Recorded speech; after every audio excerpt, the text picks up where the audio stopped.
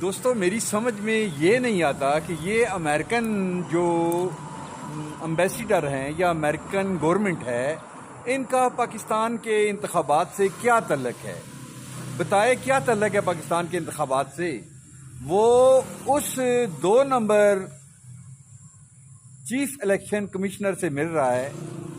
یعنی ان کی ایک پلاننگ ہے اندر سے کہ خان کو کسی طریقے سے آؤٹ کیا جائے. میرا جاتا خیال ہے کیونکہ امریکہ نے کہہ دیا ہے کہ ہمیں خان کسی صورت میں بھی قبول نہیں ہے.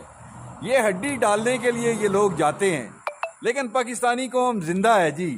انشاءاللہ ہم خان کے ساتھ ہیں, تن من دھن ہر لحاظ سے خان کے ساتھ کھڑے ہوں گے, کھڑے تھے, کھڑے رہیں گے انشاءاللہ.